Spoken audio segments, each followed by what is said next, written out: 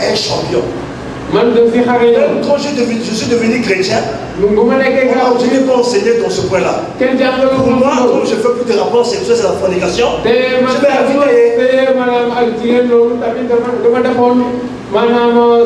écoutez-moi. La Bible dit il ne faut pas jeter ta semence par terre. La Bible dit de ne pas jeter sa semence, de ne pas jouir dans le vide. La jouissance, l'orgasme. Dieu l'a créé, c'est entre homme et femme. Entre deux personnes. Quand tu fais la masturbation seule, tu fais appel à un esprit d'impudicité qui vient te pousser. Écoutez, vous serez d'accord avec moi. Pour la première fois, c'était par curiosité. Ou c'était peut-être pour essayer de voir comment ça se fait. Après, c'était devenu quoi? Une vie. Tu ne peux pas sortir de cette vie si on n'a pris pas rien. On a fait la délivrance de plusieurs personnes.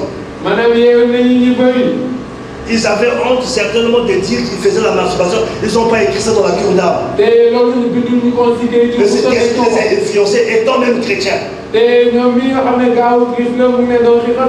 Raison pour laquelle la Bible dit ne brûlez pas le désir. Quand tu sens que le désir augmente, il faut te marier.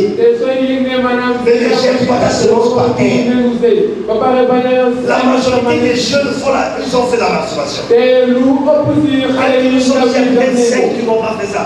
Même ceux qui n'ont pas élevé les mains, ils ont fait ça. Il y a même des gens qui étaient diplômés dans ça. Donc avec le CEP, être baccalauréat, licence, doctorat.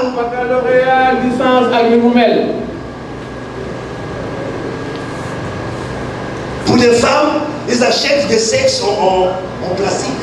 Avec des liquides. Nous, on a demandé aux gens d'amener ça, on a récupéré. On a brûlé ça. C'est vraiment être un animal. Toi-même, tu prends le sexe, tu introduis. Oh Seigneur. Il y a d'autres. Ils coincent ses deux pieds. Il fait ça.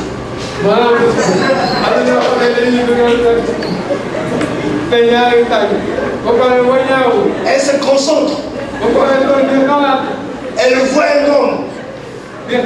Pédale. Et elle jouit. Il y a d'autres, il met les doigts. Il se touche, après il met le doigt, il joue. Est-ce qu'il y a des gens ici qui ont fait ça? Oh, gloire à Dieu. Des gens, gloire à Dieu. Alléluia. Pour des hommes, il y avait un frère qui faisait avec l'huile d'olive.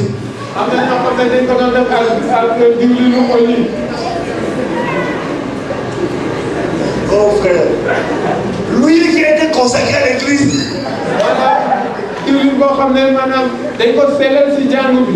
Le diable est méchant. Quand tu m'as dit ça, j'ai dit quelle huile? L'huile que j'ai consacrée, oui. Ça c'était la masturbation onctionnée.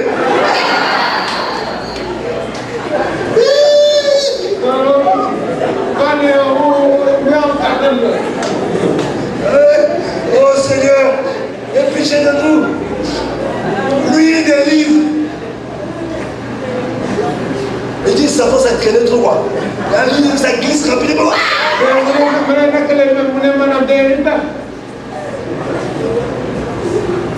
Gloire à Dieu. L'ivrognerie.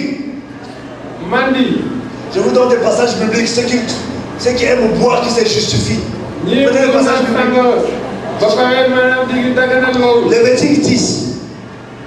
8 à 10. Proverbe 20, verset 1. Vous avez les fascules? Ah? Vous pouvez lire ça dans le fascule, on peut avoir le temps. L'ivrognerie. c'est la consommation régulière et exagérée de l'alcool pouvant conduire l'individu à devenir esclave.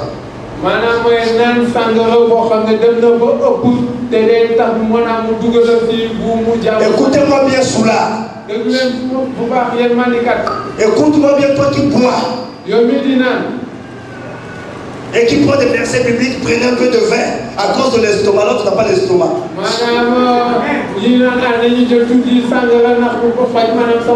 Écoute-moi bien. Dieu. C'est Marie qui a prêché sur Samson. Hier, c'est le frère Francis. Dieu avait dit à la maman de Samson, l'enfant que tu vas porter dans ton ventre sera consacré. Il ne doit pas toucher à tes poissons. Hein? L'alcool. La boisson qui t'amène à devenir ivre. Il ne doit pas toucher à ça. Parce qu'il est consacré à moi. Comment Gabriel est venu annoncer à Elisabeth, à Zacharie. Il a dit que ta femme sera enceinte. Il va marcher avec la puissance de Élie. Il ne touchera pas à l'alcool. De boissons inivantes. Les personnes qui sont consacrées à Dieu, qui sont mises à part, ne doivent pas toucher à l'alcool. Et dans l'Ancien Testament, les personnes qui étaient appelées sacrificateurs, ceux qui servaient dans l'église, dans le temple, ils n'avaient pas le droit de toucher à l'alcool. Quand Jésus-Christ est venu mourir à la croix pour nous, il a fait de nous un royaume de sacrificateurs. Ça veut dire, quiconque accepte Jésus dans sa vie comme Seigneur et Sauveur ne peut pas toucher à l'alcool. Ce sont des raisons échappatoires que pourtant soulard. Tout le monde m'appelle soulard et moi je ne suis pas soulard. Je ne suis pas soulard. Alléluia. Bon, les hommes, les femmes, qui a déjà goûté à l'alcool? Soyez frères. Quand tu prends l'alcool, ça t'excite à quoi? Rapport sexuel. Dès que tu penses que tu deviens sensible.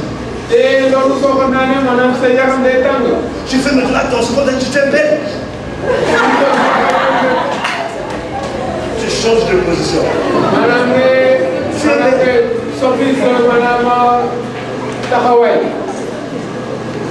Alors la Bible dit dans les rapports sexuels, avoir le mariage est un péché.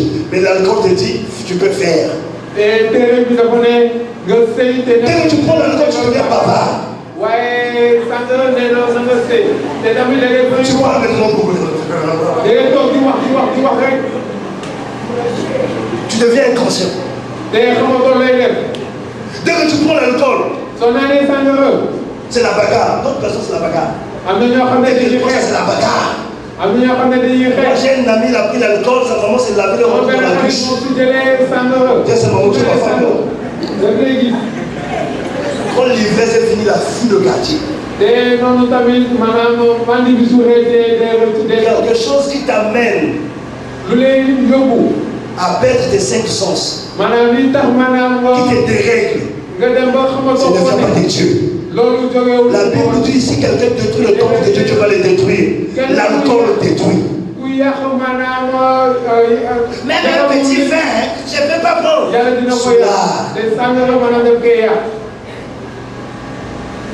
Je vous donne encore un exemple. Le premier miracle de Jésus, c'était quoi? Il a changé l'eau en quoi? Écoutez-moi bien. Avant que Jésus puisse faire son miracle, il y avait auparavant quoi? Un vin fort, un vin innovant. Le vin là est fini. Jésus va changer l'eau en vin. La Bible dit quoi? C'était un vin succulent, un vin doux. Écoutez, quand on fait la Sainte Seine, nous prenons le fruit, le raisin, le fruit de la vie. Aussi longtemps que le fruit du raisin n'est pas fermenté, ce n'est pas de l'alcool. Alors, aussi longtemps que ce n'est pas fermenté, ce n'est pas de l'alcool. Quand la Bible dit que c'était un vin doux, c'est l'image au fruit du raisin. Les gens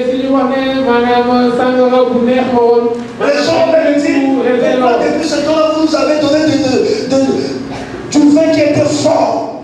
Et maintenant vous nous donnez un vin doux qui est sucrant.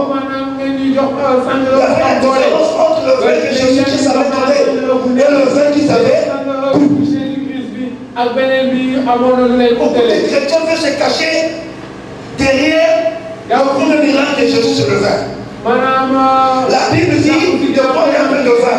Vous savez, tout va bien. Si tu veux boire, bois pour toi. Mais moi je suis sacrificateur. Moi et mon corps serviront le Seigneur. Pas de sacrement dans ma bouche. Parce que Dieu dit que je ne dois pas toucher à ça. Tiens ton frère, est-ce que tu continues à boire? Pose la question. Dis que si tu es sacrificateur, arrête. Tu viens chez moi. Si tu veux prendre la bière, je vais te donner le jus. Si tu ne veux pas, je te donne l'eau. Si tu ne veux pas, l'eau, on va causer comme ça sans rien boire. Ma maison est consacrée à Dieu. Moi, j'ai aimé le témoignage d'Opala. Et sa femme. Les parents de sa femme ont dit qu'il y aura la bière. Les deux ont dit nous sommes des chrétiens, notre mariage il n'y aura pas de bière. C'est ça un chrétien. J'ai aimé le témoignage de Joseph et Olivia. Là où il y avait la famille présidentielle. Ils ont dit qu'il y aura la bière. Ils ont dit non. Ils ont tenu tête. Tu dois savoir d'où tu viens, où tu vas. Quand tu n'as pas de position, les gens vont t'imposer des choses. Il y a des chrétiens qui boivent. Alléluia. Gloire à Dieu. Vous allez lire deux versets. Dès quelle heure? Maintenant, combien? On va s'arrêter là. On peut s'arrêter là-bas. Ah? Je peux continuer. J'ai fini la note formelle. D'accord. Je garde un point là, je vais revenir, je vais continuer par ça. Le tabagisme. Chino. Abdou. Kaya. Abdou. Quoi encore? Taf. Quoi? Bâton, smoke. Tumbako. Bolton. L'autre cigarette qu'on appelait comment? Mouston. C'est ce que j'ai cherché. Fil rouge. Brasa fort. Dakar fort.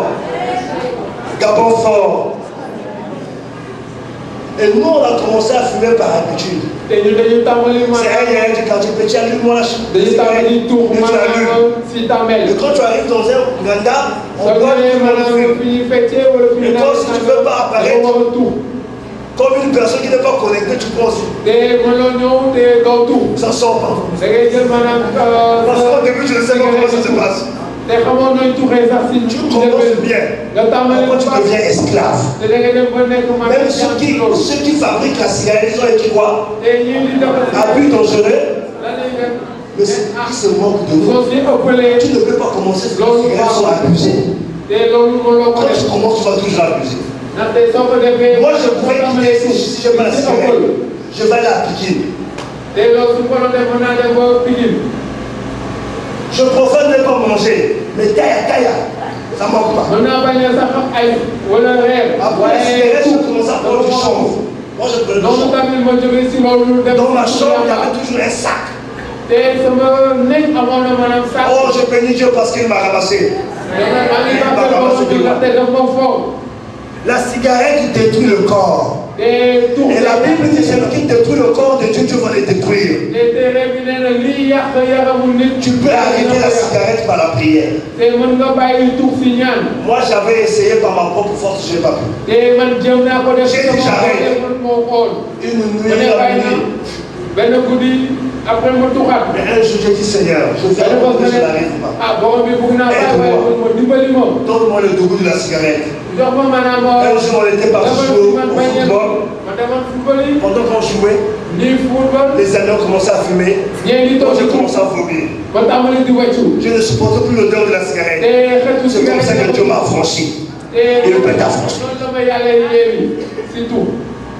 Pose la question à ton frère, tu fumes encore. Quels sont les gens qui ont fumé, femmes ou hommes? Regarde, il y a des gens qui ont fait ça, mais ils se cachent. Les corbeaux. Pourquoi tu as honte? Si tu as honte de ton passé, ton passé encore ton présent. Qui a fumé? Qui? Dans ce rangé, qui a fumé dans sa vie? Ah, honte de quoi? Ici, qui a fumé? Lève de ta main. Qui a fumé ici? Ici, qui a touché la taf-taf? Manga manga. Gloire à Dieu. Qui a fumé ici? Ici. Ah, vous ne devrez pas fumer. L'homonia. Gloire à Dieu. L'idolâtrie. Je garde la fornication, je vais clôturer par là. Pourquoi vous riez? L'idolâtrie. Elle désigne toute relation. Non, c'est pas ça. Elle consiste à adorer, à se prosterner, à vénérer, à rendre un culte à une idole. Entre parenthèses, un petit Dieu. Une idole. Et tout ce qui occupe la première place dans notre vie. Place qui revient à Dieu le Créateur. La Bible interdit l'idolâtrie dans Genèse 35, 5. Genèse 35, verset 2. Exode 23 à 5. Exode 23, 13. Lévitique 19, 4. Lévitique 26, verset 1.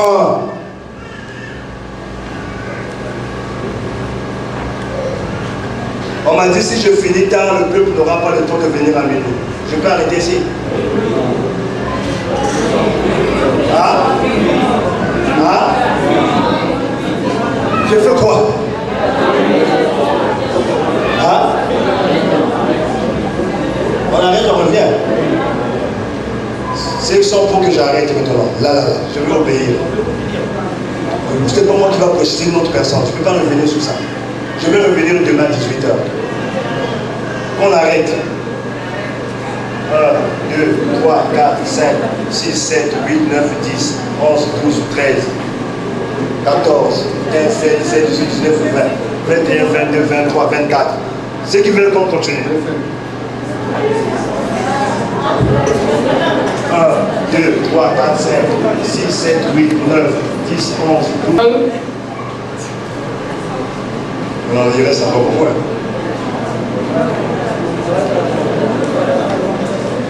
Ah, j'arrête de la fornication.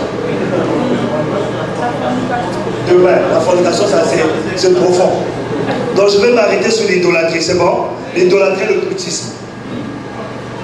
Gloire à Dieu. L'idolâtrie.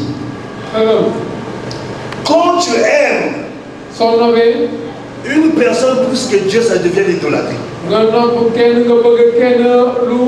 Quelque chose qui prend la place qui devait revenir à Dieu.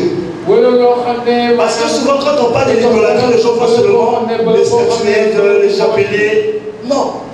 Quand on dit que les rapports sexuels avant le mariage c'est un péché, ça rentre, ça sort. Tu ne veux pas consacrer ton corps à Dieu. Le sexe pour toi c'est une idolâtrie. Allô? Tu aimes tes parents plus que Dieu. Tes parents deviennent une idolâtrie. Mais je vais revenir par les statuettes. Qui s'est déjà procédé devant une statuette? Moi je l'ai fait. Parce que moi je viens de l'église catholique. Ma soeur aînée, elle est religieuse. Elle travaille au Vatican. Le deuxième, c'est un prêtre. Moi j'étais le responsable des enfants de cœur, les cerveaux de messe. J'étais le responsable de la cathédrale. Quand je montais dans la grotte avec mon chapelet, je vous tape des dizaines. Après j'arrête, je fume encore.